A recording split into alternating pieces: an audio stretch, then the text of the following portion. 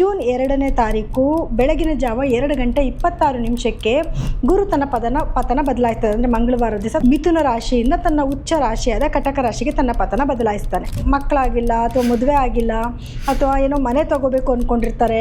ಈ ಎಲ್ಲ ಕಾರ್ಯಗಳಿಗೂ ಕೂಡ ಒಂದು ಗ್ರೀನ್ ಸಿಗ್ನಲ್ ಸಿಗ್ದಂಗೆ ಈ ಸಮಯದಲ್ಲಿ ಯಾವುದೇ ಕೆಲಸಗಳು ಮಾಡಿದ್ರು ಕೂಡ ಖಂಡಿತವಾಗ್ಲೂ ಒಳ್ಳೆಯದಾಗುತ್ತೆ. ಸೊ ಆಸೆಗಳೆಲ್ಲನೂ ಕೂಡ ನೆರವೇರಿಸ್ಕೊಳ್ಳೋಕ್ಕೆ ಉತ್ತಮವಾದ ಸಮಯ ಇದು. ನಿಮ್ಮ ಜೀವನದಲ್ಲಿ ಇಷ್ಟು ದಿನಗಳ ಕಾಲ ಕೆಟ್ಟದ್ದು ಒಳ್ಳೆಯದು ಎರಡೂ ಕೂಡ ನಡೀತಾ ಇರುತ್ತೆ ಅಂತ ಅಂದ್ಕೊಳ್ಳಿ. ಸೊ ಇನ್ನು ಮುಂದಕ್ಕೆ ಒಳಿತನ್ನ ಜಾಸ್ತಿ ನೀವು ನೋಡಬಹುದು.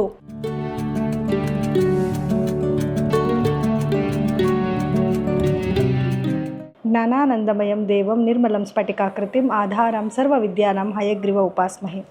ನನ್ನ ಸಮಸ್ತ ತತ್ವಮಸಿ ಚಾನಲ್ ವೀಕ್ಷಕರೆಲ್ಲರಿಗೂ ಕೂಡ ವಿಭಾ ಶೆಟ್ಟಿ ಮಾಡುವ ನಮಸ್ಕಾರಗಳು. ಇವತ್ತಿನ ವಿಶೇಷವಾದ ಕಾರ್ಯಕ್ರಮಕ್ಕೆ ತಮಗೆಲ್ಲರಿಗೂ ಸ್ವಾಗತ. ವಿಶೇಷವಾದ ಕಾರ್ಯಕ್ರಮ ಅಂತಂದರೆ ನೋಡಿ, ಜೂನ್ 2ನೇ ತಾರೀಕು ಗುರು ತನ್ನ ಪತನ ಬದಲಾಯಿಸ್ತಾ ಇದ್ದಾನೆ. ಅಂದರೆ ಮಿಥುನ ರಾಶಿಯಿಂದ ತನ್ನ ಉಚ್ಚ ರಾಶಿಯಾದ ಕಟಕ ರಾಶಿಗೆ ತನ್ನ ಪತನ ಬದಲಾಯಿಸ್ತಾ ಇರೋದ್ರಿಂದ ಸೊ ದ್ವಾದಶ ರಾಶಿಗಳ ಮೇಲೆ ಏನೆಲ್ಲ ಪ್ರಭಾವ ಬೀರುತ್ತೆ ಅನ್ನೋದನ್ನ ಇವತ್ತಿನ ಸಹ ನಾವು ನೋಡೋಣ. ಸೊ ಮೊದಲನೇದಾಗಿ ಯಾವ ದಿನಾಂಕದಲ್ಲಿ ಚೇಂಜ್ ಆಗ್ತಾ ಇದೆ ಮತ್ತು ಯಾವ ಸಮಯದಲ್ಲಿ ಚೇಂಜ್ ಆಗ್ತಿದೆ ಅಂತ ನೋಡಿದ್ರೆ, ಜೂನ್ 2ನೇ ತಾರೀಕು ಬೆಳಗಿನ ಜಾವ 2:26 ಗುರು ತನ್ನ ಪತನ ಬದಲಾಯಿಸ್ತಾ ಇದೆ. ಅಂದರೆ ಮಂಗಳವಾರ ದಿವಸ ತನ್ನ ಪತನ ಬದಲಾಯಿಸ್ತಾ ಇದ್ದಾರೆ. ಅದರಲ್ಲೂ ಮಿಥುನ ರಾಶಿಯಿಂದ ತನ್ನ ಉಚ್ಚ ರಾಶಿಯಾದ ಕಟಕ ರಾಶಿಗೆ ತನ್ನ ಪತನ ಬದಲಾಯಿಸ್ತಾನೆ. ಸೊ ಇದರಿಂದ ಏನೆಲ್ಲ ಬದಲಾವಣೆಗಳಾಗುತ್ತೆ ಅಂತ ನೋಡಿದ್ರೆ ನೋಡಿ, ಕಟಕ ರಾಶಿ ಅನ್ನೋದು ಉಚ್ಚ ರಾಶಿ ಹಾಗೂ ಜಲತತ್ವದ ರಾಶಿ ಆಗಿರೋದ್ರಿಂದ ಸಮೃದ್ಧಿಯಾದ ಮಳೆ ಬರುವಂಥದ್ದು, ಬೆಳೆ ಚೆನ್ನಾಗಾಗುವಂಥದ್ದು, ರೈತರಿಗೆ ಒಳ್ಳೆ ಇಳುವರಿ ಮತ್ತು ಒಳ್ಳೆ ಆದಾಯನೂ ಕೂಡ ಈ ವರ್ಷದಲ್ಲಿ ನೋಡ್ಬೋದು. ಅದು ತುಂಬ ಮುಖ್ಯವಾಗಿರುವಂಥದ್ದು, ತುಂಬ ಸಂತೋಷದ ವಿಷಯನೂ ಕೂಡ. ರೈತರು ಚೆನ್ನಾಗಿದ್ದಾರೆ ಅಂತಂದರೆ ದೇಶನೇ ಸಮೃದ್ಧಿಯಾಗಿರುತ್ತೆ ಅಲ್ವಾ. ಸೊ ಹಾಗಾಗಿ ರೈತರು ಆತಂಕ ಪಡುವಂಥ ಅವಶ್ಯಕತೆ ಇಲ್ಲ. ಎರಡನೇದಾಗಿ ಎಜುಕೇಷನ್ ಡಿಪಾರ್ಟ್ಮೆಂಟ್ಗಳಲ್ಲಿ ಒಳ್ಳೆ ಉನ್ನತ ಮಟ್ಟಕ್ಕೆ ಮಕ್ಕಳು ಚೆನ್ನಾಗಿ ಓದೋದು ಅಥವಾ ಒಳ್ಳೆ ಹೆಸರುಗಳು ಬರುವಂಥದ್ದು ಅಥವಾ ಇನ್ನೂ ಹೊಸ ಎಜುಕೇಷನ್ ಡಿಪಾರ್ಟ್ಮೆಂಟ್ಗಳು ಉಟ್ಕೊಳ್ಳುವಂಥದ್ದು, ಇದರಿಂದ ನಮ್ಮ ಒಂದು ಎಜುಕೇಷನ್ ಮಟ್ಟ ಬಂದು ಏರ್ತಾ ಹೋಗ್ತಾ ಇರುತ್ತೆ. ಅಂದರೆ ತುಂಬ ಉನ್ನತ ಸ್ಥಾನಕ್ಕೆ ಹೋಗುತ್ತೆ. ಹಾಗೆ ಇವಾಗ ರ್ಯಾಂಕಿಂಗ್ಸ್ ಅಂತ ತೊಗೊಂಡಾಗೂ ಅಷ್ಟೇ, ಇವಾಗ ಹೈಯೆಸ್ಟ್ ರ್ಯಾಂಕಿಂಗ್ ಅಂತ ಬಂದಾಗ ಒಂದು 90% ನಿಂತ್ಕೊಂತು ಅಂದರೆ ಇದು ಇನ್ನೊಂದು ಸ್ವಲ್ಪ ಜಾಸ್ತಿ 99% ಆ ಥರ ಒಂದು ಒಳ್ಳೆ ಪರ್ಸೆಂಟೇಜ್ ಕೂಡ ಮಕ್ಕಳು ಬರ್ತಾರೆ ಈ ವರ್ಷದಲ್ಲಿ. ಅಂದರೆ ಗುರು ಬದಲಾವಣೆಯಿಂದ ಆಗ್ತಿರೋಂಥ ಒಂದು ಒಳ್ಳೆ ಅಭಿವೃದ್ಧಿ ಅಂತ ಹೇಳ್ಬೋದು. ಇನ್ನು ಧರ್ಮ ಕಾರ್ಯಗಳು, ಯಾರೆಲ್ಲ ದೇವಸ್ಥಾನಗಳು ನಡೆಸ್ತಿದ್ದಾರೆ, ಮಠಗಳು ನಡೆಸ್ತಾ ಇದ್ದಾರೆ, ಮತ್ತು ಯಾರೆಲ್ಲ ಜ್ಯೋತಿಷಿಗಳಿದ್ದಾರೆ, ಈ ರೀತಿ ಯಾವುದಾದ್ರೂ ಧರ್ಮ ಕಾರ್ಯಗಳು, ಸ್ಪಿರಿಚುವಲ್ ಬ್ಯಾಕ್ಗ್ರೌಂಡ್ ಇರೋರೆಲ್ಲರಿಗೂ ಕೂಡ ಉನ್ನತವಾದ ಹೆಸರು ಬರುತ್ತೆ. ಹಾಗೆ ಉನ್ನತ ಮಟ್ಟಕ್ಕೂ ಕೂಡ ಹೋಗುತ್ತೆ. ಅದು ಒಂದು ಎತ್ತರವಾದ ಸ್ಥಾನಕ್ಕೂ ಕೂಡ ಹೋಗ್ತಾ ಇದೆ. ಸೊ ಇದು ಗುರು ಬದಲಾವಣೆಯಿಂದ ಆಗ್ತಿರುವಂಥ ಪ್ರಮುಖವಾದ ಒಂದು ಖುಷಿ ವಿಷಯ. ಇದ್ರ ಜೊತೆಗೆ ತುಂಬ ಜನಕ್ಕೆ ಮಕ್ಕಳಾಗಿಲ್ಲ ಅಥವಾ ಮದುವೆ ಆಗಿಲ್ಲ ಅಥವಾ ಏನೋ ಮನೆ ತಗೋಬೇಕು ಅಂದ್ಕೊಂಡಿರ್ತಾರೆ. ಈ ಎಲ್ಲ ಕಾರ್ಯಗಳಿಗೂ ಕೂಡ ಒಂದು ಗ್ರೀನ್ ಸಿಗ್ನಲ್ ಸಿಗ್ದಂಗೆ ಈ ಸಮಯದಲ್ಲಿ ಯಾವುದೇ ಕೆಲಸಗಳು ಮಾಡಿದ್ರೂ ಕೂಡ ಖಂಡಿತವಾಗ್ಲೂ ಒಳ್ಳೆಯದಾಗತ್ತೆ. ಆದರೆ ನಾವು ಗ್ರಹಗಳ ಸ್ಥಾನಮಾನ ಅಂತ ನೋಡೋಕೆ ಬಂದಾಗ ಯಾವ ರಾಶಿಗೆ ಗುರು ಯಾವ ಸ್ಥಾನದಲ್ಲಿ ಬರ್ತಾನೆ, ಯಾವ ರಾಶಿ ಮೇಲೆ ತನ್ನ ದೃಷ್ಟಿನ ಬಿಟ್ಟಿದ್ದಾನೆ, ಇದರಿಂದ ಏನೆಲ್ಲ ಪ್ರಭಾವ ಆಗುತ್ತೆ ಅನ್ನೋದ್ರ ಬಗ್ಗೆ ನಾವು ಇವತ್ತಿನ ದಿವಸ ನೋಡೋಣ. ಇನ್ನು ಗುರು ಬದಲಾವಣೆಯಿಂದ ವೃಶ್ಚಿಕ ರಾಶಿಯವರಿಗೆ ಏನೆಲ್ಲ ಲಾಭಗಳನ್ನ ನೋಡ್ತಾ ಇದ್ದಾರೆ ಅಂತ ನೋಡಿದ್ರೆ, ವೃಶ್ಚಿಕ ರಾಶಿಯವರಿಗೆ ಒಂದು ಒಳ್ಳೆ ಬದಲಾವಣೆನೇ ಖಂಡಿತವಾಗ್ಲೂ ನೋಡ್ತಿದ್ದಾರೆ. ಏನಕ್ಕೆ ಅಂದರೆ ಇಷ್ಟು ದಿವಸ ವೃಶ್ಚಿಕ ರಾಶಿಯವರಿಗೆ 8ನೇ ಮನೆಯಲ್ಲಿ ಗುರುವಿನ ಸಂಚಾರ ಇತ್ತು, ಈಗ 9ನೇ ಮನೆಗೆ ಗುರುವಿನ ಸಂಚಾರ ಆಗ್ತಿದೆ. ಸೊ ಇದರಿಂದ ಗುರುಬಲ ಬಂದಿದೆ. ಯಾರೆಲ್ಲ ಮದುವೆ ಹುಡುಕಾಟದಲ್ಲಿದ್ದೀರಾ ಅವರೆಲ್ಲರಿಗೂ ಕೂಡ ಶುಭ ಸುದ್ದಿ. ಮದುವೆ ಹುಡುಕಾಟನ ಮಾಡ್ಬೋದು. ಗಂಡು ಹೆಣ್ಣು ಸೆಟ್ ಆಗುವಂಥದ್ದು ಒಳ್ಳೆಯ ಯೋಗಗಳು ಕೂಡ ಬಂದಿದೆ. ಹಾಗೆ ಮನೆಯಲ್ಲಿ ಶುಭ ಕಾರ್ಯಗಳು ಮಾಡೋದು, ಮದುವೆ ಆಗಿರ್ಬೋದು ಅಥವಾ ಗೃಹ ಪ್ರವೇಶಗಳಾಗಿರ್ಬೋದು, ಭೂಮಿ ತಗೊಳ್ಳುವಂಥ ಯೋಗ, ಮನೆಯಲ್ಲಿ ಹೋಮ ಹವನಗಳನ್ನ ಮಾಡಿಸುವಂಥದ್ದು, ಮಕ್ಕಳಾಗಿಲ್ಲ ತುಂಬ ದಿವಸದಿಂದ ಅಂತ ಯೋಚನೆ ಮಾಡ್ತಿರೋರಿಗೆ ಮಕ್ಕಳು ಆಗುವಂಥ ಯೋಗಗಳು ಎಲ್ಲವೂ ಕೂಡ ಕೂಡಿ ಬಂದಿರುವಂಥ ಸಮಯ. ಇನ್ನು ಗುರು 9ನೇ ಮನೆಯಲ್ಲಿರೋದಕ್ಕೆ ಅದೃಷ್ಟ ಬದಲಾವಣೆ ಆಗುವಂಥ ಒಂದು ಸಮಯ ಆಗಿರುತ್ತೆ. ಗುರುವಿನ ದೃಷ್ಟಿಯಿಂದ ಏನೆಲ್ಲ ಲಾಭಗಳನ್ನ ನೋಡಬಹುದು ಅಂತ ನೋಡಿದ್ರೆ ನೋಡಿ, ಮೊದಲನೇದಾಗಿ ಗುರು ನಿಮ್ಮ ಲಗ್ನಕ್ಕೆ ದೃಷ್ಟಿ ಬಿಟ್ಟಿದ್ದಾನೆ. ಗುರು ದೃಷ್ಟಿ ಇದ್ದರೆ ಕೋಟಿ ಪುಣ್ಯ ಅಂತಾರೆ. ಲಗ್ನದ ಮೇಲೆ ಗುರು ದೃಷ್ಟಿ ಇರೋದ್ರಿಂದ ಸ್ವಲ್ಪ ತಾಳ್ಮೆ ಜಾಸ್ತಿ ಆಗುತ್ತೆ, ಗೌರವ ಜಾಸ್ತಿ ಆಗುತ್ತೆ, ನಿಮ್ಮ ಮೇಲೆ ಜನಗಳಿಗೆ ಗೌರವ ಜಾಸ್ತಿ ಆಗುತ್ತೆ, ಅಥವಾ ನಿಮ್ಮನ್ನು ಕರೆದು ಜನ ಗೌರವಿಸೋದು ಕೂಡ ಜಾಸ್ತಿ ಆಗುತ್ತೆ. ಇನ್ನು ನಿಮಗೆ 3ನೇ ಮನೆ ಮೇಲೆ ಗುರುವಿನ ದೃಷ್ಟಿ ಬಿದ್ದಿದೆ, ನಿಮ್ಮ ಸಿಬ್ಲಿಂಗ್ಸಿಂದ ನಿಮಗೆ ಲಾಭ ಆಗುವಂಥದ್ದು ಅಥವಾ ಸಿಬ್ಲಿಂಗ್ಸ್ ಕಡೆಯಿಂದ ಏನಾದರೂ ನಿಮಗೆ ಒಳ್ಳೆಯದಾಗುವಂಥದ್ದು, ಅದರಲ್ಲೂ ಏನಾದರೂ ನಿಮ್ಮ ಸ್ನೇಹಿತರಿಂದನೂ ಕೂಡ ನಿಮಗೆ ಲಾಭಗಳಾಗುವಂಥದ್ದು. ಸೋಷಿಯಲ್ ಮೀಡಿಯಾದಲ್ಲಿ ಇದ್ದೀರಾ ಅಂದರೆ ನೀವು ಸ್ವಲ್ಪ ಫೇಮಸ್ ಆಗುವಂಥದ್ದು, ನಿಮ್ಮ ಮಾತಿಗೆ ಒಂದು ಬೆಲೆ ಬರುವಂಥದ್ದು, ಗೌರವ ಬರುವಂಥದ್ದು, ಅದರಲ್ಲೂ ಕೂಡ ಸ್ವಲ್ಪ ಫೇಮಸ್ ಜಾಸ್ತಿ ಆಗ್ತೀರಾ, ಮಾತು ಕೂಡ ಸ್ವಲ್ಪ ಸಾಫ್ಟ್ ಆಗುತ್ತೆ. ಸೊ ಅದೆಲ್ಲ ಒಂದು ಒಳ್ಳೆ ವಿಷಯ ಅಂತ ಹೇಳ್ಬೋದು. ಇನ್ನು ನಿಮ್ಮ 5ನೇ ಮನೆ ಮೇಲೂ ಕೂಡ ಗುರುವಿನ ದೃಷ್ಟಿ ಇರೋದ್ರಿಂದ ಆಗಲೇ ನಾನು ಹೇಳಿದೆ, 5ನೇ ಮನೆ ಅನ್ನೋದು ನಿಮ್ಮ ಅಪೂರ್ವ ಪುಣ್ಯ ಸ್ಥಾನ ಅಂತ. ಗಂಡ ಹೆಂಡತಿ ಮಧ್ಯದಲ್ಲಿ ಬಾಂಡೇಜ್ ಚೆನ್ನಾಗಾಗುತ್ತೆ, ಒಳ್ಳೆ ಪ್ರೀತಿ ವಿಶ್ವಾಸ ಜಾಸ್ತಿ ಆಗುತ್ತೆ. ಯಾರೆಲ್ಲ ಪ್ರೇಮಿಗಳಿದ್ರೆ ಅವರೆಲ್ಲರಿಗೂ ಕೂಡ ವಿವಾಹ ಯೋಗ ಕೂಡ ಬರುತ್ತೆ. ಏನು ಪ್ರೇಮಿಗಳ ಮಧ್ಯದಲ್ಲಿ ಬಾಂಡೇಜ್ ಚೆನ್ನಾಗಾಗುತ್ತೆ, ಮಕ್ಕಳ ಆರೋಗ್ಯ ತುಂಬ ಚೆನ್ನಾಗಾಗುತ್ತೆ. ನಾನು ಆಗಲೇ ಫಸ್ಟ್ ಹೇಳಿದ್ನಲ್ಲ, ಮಕ್ಕಳು ಆಗಿಲ್ಲ ಅಂತ ಏನು ಯೋಚನೆ ಮಾಡ್ತಾಯಿದ್ರಿ ಅವರೆಲ್ಲರಿಗೂ ಮಕ್ಕಳಾಗುವಂಥ ಯೋಗಗಳು ಕೂಡ ಬರ್ತಾ ಇದೆ ಅಂತ.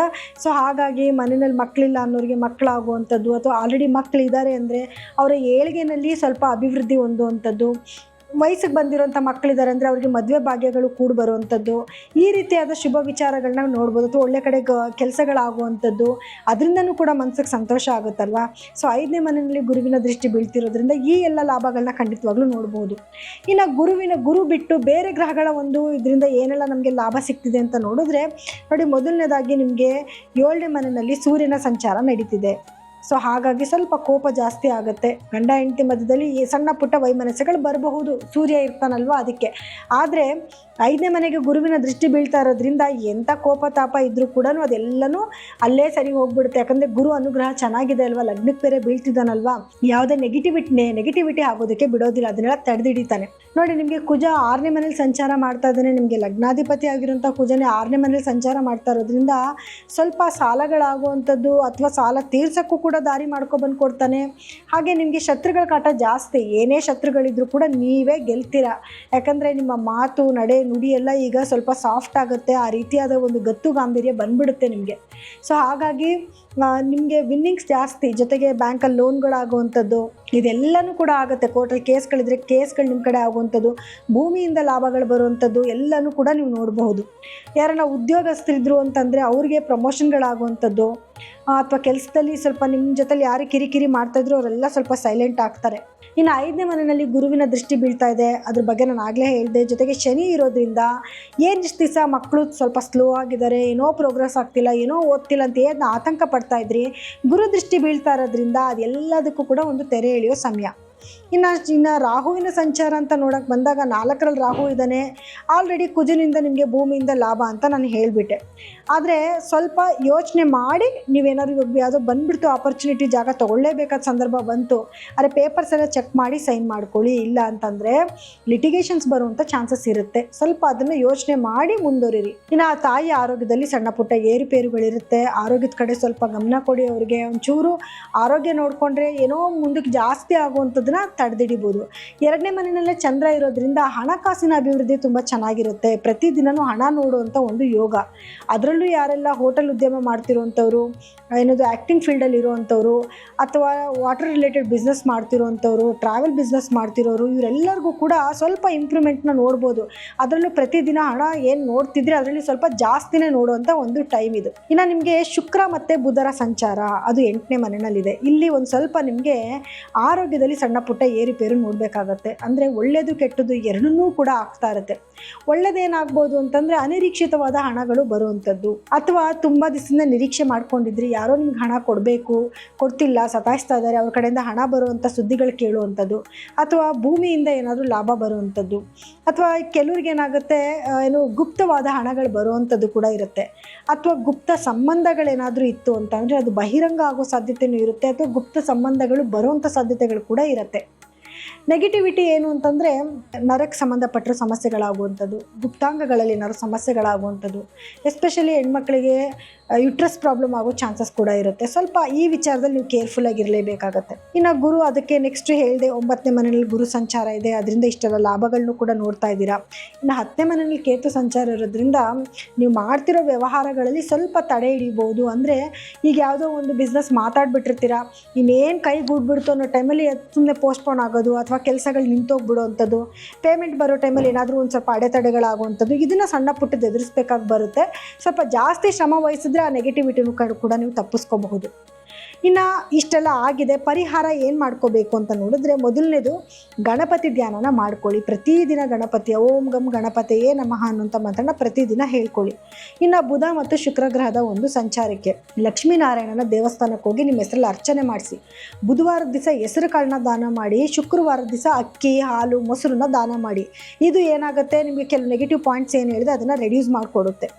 ಇನ್ನು ಬಲ ಜಾಸ್ತಿ ಆಗಬೇಕು ಏನು ಮಾಡಬೇಕು ಅಂದರೆ, ಪ್ರತಿದಿನ ನೀವು ಹನುಮಾನ್ ಚಾಲೀಸನ ಕೇಳಬೇಕು. ಮಂಗಳವಾರ ಸುಬ್ರಹ್ಮಣ್ಯ ಸ್ವಾಮಿ ದೇವಸ್ಥಾನಕ್ಕೆ ಹೋಗಿ ಬನ್ನಿ. ಇವಾಗ ನಾನು ಹೇಳ್ಕೊಡೋವಂಥ ಮಂತ್ರನ 108 ಬಾರಿ ಪೂರ್ವಾಭಿಮುಖವಾಗಿ ಕುತ್ಕೊಂಡು ಹೇಳ್ಕೊಳ್ಳೋದ್ರಿಂದ, ಅದರಲ್ಲೂ ಹಳದಿ ಬಣ್ಣದ ಬಟ್ಟೆ ಹಾಕೊಂಡು ಹೇಳ್ಕೊಳ್ಳೋದ್ರಿಂದ ಅತಿ ಹೆಚ್ಚು ಫಲಗಳು ಸಿಗುತ್ತೆ. ಅದರಲ್ಲೂ ಎಸ್ಪೆಷಲಿ ಗುರುವಾರದ ದಿವಸ. ಇದು ಸಾಧ್ಯ ಆಗಿಲ್ಲ ಅಂತಂದ್ರೆ ಪ್ರತಿ ದಿವಸನೂ ಕೂಡ ನಿಮ್ಮ ಕೈಲಿ ಸಾಧ್ಯ ಆದರೆ ಮಾಡಿ, ಇಲ್ಲಾಂದರೆ ಗುರುವಾರ ಒಂದು ದಿವಸನಾದರೂ ಈ ಮಂತ್ರನ ಹೇಳ್ಕೊಳ್ಳಿ. ಈ ಮಂತ್ರ ಹೇಗಿರುತ್ತೆ ಅಂತಂದರೆ, ಓಂ ಗ್ರಾಂ ಗ್ರೀಂ ಗ್ರೌಂ ಸಹ ಗುರುವೇ ನಮಃ ಅನ್ನುವಂಥ ಬೀಜ ಮಂತ್ರನ 108 ಬಾರಿ ಹೇಳ್ಕೊಂಡ್ರೆ ಒಳ್ಳೆಯದು. ಆಗಲಿಲ್ವಾ ಕೊನೆ ಪಕ್ಷ 21 ಬಾರಿನಾದರೂ ಹೇಳ್ಕೊಳ್ಳೋದ್ರಿಂದ ಖಂಡಿತವಾಗ್ಲೂ ಗುರುವಿಂದ ಏನಾದರೂ ನೆಗೆಟಿವಿಟಿ ಆಗ್ತಿದೆ ಅಂತಂದರೆ ಅದರಲ್ಲಿ ರಿಡ್ಯೂಸ್ ಆಗುತ್ತೆ, ಪಾಸಿಟಿವಿಟಿ ಆಗ್ತಿದೆ ಅಂದರೆ ಅದಿನ್ನೂ ಜಾಸ್ತಿ ಆಗುತ್ತೆ. ನೋಡಿ, ಇಲ್ಲಿವರೆಗೂ ಕೂಡ ನಾನು ಈ ದ್ವಾದಶ ರಾಶಿಗಳಿಗೆ ಗುರುವಿನ ಒಂದು ಪರಿಣಾಮದಿಂದ ಏನೆಲ್ಲ ಫಲಗಳು ಸಿಗುತ್ತೆ ಅನ್ನೋದ್ರ ಬಗ್ಗೆ ಹೇಳಿದೆ. ಸೊ ಪ್ರತಿಯೊಬ್ಬರಿಗೂ ಕೂಡ ಕೆಲವರಿಗೆ ಒಳ್ಳೆಯದು ಇದೆ, ಕೆಲವರು ಕೆಟ್ಟದ್ದು ಇದೆ. ಆದರೆ ನಿಮ್ಮ ದಶಾಭುಕ್ತಿಗಳು ಹೇಗೆ ನಡೀತಿದೆ ಮತ್ತು ನಿಮ್ಮ ವೈಯಕ್ತಿಕ ಜಾತಕದಲ್ಲಿ ಗ್ರಹಗಳ ಸ್ಥಾನಮಾನ ಹೇಗಿದೆ ಅನ್ನೋದ್ರ ಮೇಲೂ ಡಿಪೆಂಡ್ ಆಗುತ್ತೆ. ಆದ್ದರಿಂದ ಒಂದು ಸತಿ ನಿಮ್ಮ ಜಾತಕಗಳನ್ನ ಪರಿಶೀಲನೆ ಮಾಡಿಸ್ಕೊಂಡು ಅದಕ್ಕೆ ತಕ್ಕ ಪರಿಹಾರಗಳನ್ನ ಮಾಡ್ಕೊಳ್ಳಿ. ಇದ್ರ ಜೊತೆಗೆ ಏನು ಅಂತಂದರೆ, ನಿಮಗೆ ಏನಾದರೂ ಜಾತಕಗಳನ್ನ ತೋರಿಸ್ಕೊಬೇಕು ಅಂತಂದರೆ ಕೆಳಗಡೆ ಸ್ಕ್ರೋಲ್ ಆಗ್ತಿರೋಂಥ ನಮ್ಮ ನಂಬರ್ಗೆ ಕೂಡ ನೀವು ಕರೆ ಮಾಡಿ ಜಾತಕಗಳನ್ನ ತೋರಿಸ್ಕೋಬೋದು. ಹಾಗೆ ಎಲ್ಲರೂ ಕೂಡ ಗುರುವಿನ ಬದಲಾವಣೆಯಿಂದ ಕೆಲವರಿಗೆ ನೆಗೆಟಿವ್ ಪಾಸಿಟಿವ್ ಎರಡೂ ಆಗ್ತಾ ಇದೆ. ಸೊ ನಾನು ಹೇಳ್ಕೊಡೋವಂಥ ಈ ಮಂತ್ರನ ಪ್ರತಿಯೊಬ್ಬರು ಕೂಡ ಪ್ರತಿದಿನ ಕೊನೆ ಪಕ್ಷ 5 ಬಾರಿನಾದರೂ ಪಠನೆ ಮಾಡಿ. ಸಾಧ್ಯ ಆಗಿಲ್ಲ ಅಂದರೆ ಒಂದೇ ಒಂದು ಸತಿನಾದರೂ ಹೇಳ್ಕೊಳ್ಳೋದ್ರಿಂದ ಎಂತೆಂಥ ನೆಗೆಟಿವಿಟಿ ಬಂದರೂ ಕೂಡ ನೀವು ಅದರಿಂದ ಪಾರಾಗ್ಬೋದು.